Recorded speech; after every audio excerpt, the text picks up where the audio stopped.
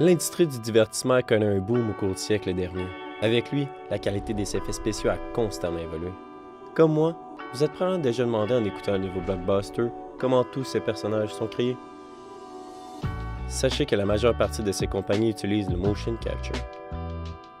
Le motion capture est un procédé ainsi qu'une technologie utilisée pour enregistrer et transférer en données les mouvements d'un acteur afin d'animer un personnage dans un environnement digital.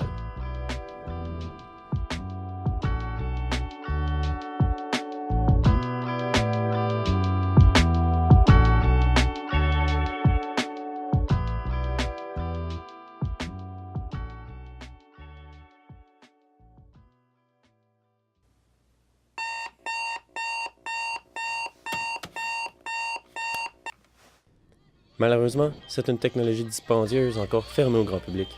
J'ai découvert que le kit de base, le moins dispendieux sur le marché, est d'environ 1800 $ américains. Il comporte une combinaison et quelques caméras. C'est cher, trop cher pour un étudiant. Néanmoins, ma curiosité a été piquée. J'ai donc entrepris de créer un studio de motion capture à faible coût. Je devais absolument trouver un moyen.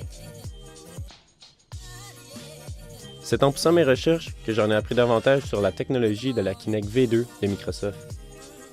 Après tout, sa fonction primaire est de reconnaître le mouvement humain et de le transférer en données. J'ai également appris qu'avec un adaptateur et quelques logiciels, les données créées par la Kinect peuvent être transférées dans Blender, un logiciel de création 3D gratuit. Sans hésitation, j'ai acheté l'adaptateur et j'ai trouvé une Kinect que j'ai empruntée à un ami.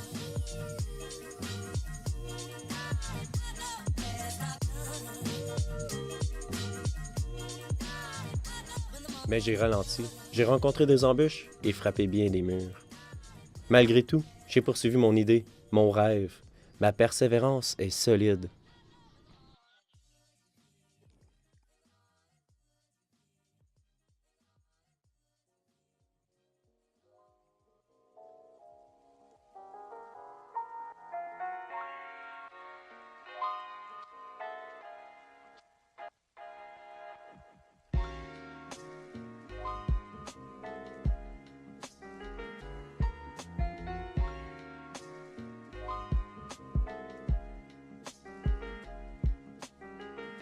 J'ai réussi, mais pas sans contre-coup. Malheureusement, la Kinect a ses limitations. Comme vous pouvez observer, elle confond parfois les mouvements d'un membre lorsqu'il passe à l'avant d'un autre. De plus, je ne peux que bouger dans un espace restreint, puisque les caméras de la Kinect ne capturent qu'en avant d'elle. Ce point de prise de vue unique cause également les déformations du modèle 3D tel qu'observé. Quoique pour un système qui a coûté une centaine de dollars, je crois pouvoir être fier du résultat, non? Qui sait, peut-être qu'un jour j'arriverai à corriger ce problème, ou même que j'aurai la chance d'expérimenter avec les pros. Après tout, ce n'est qu'un début.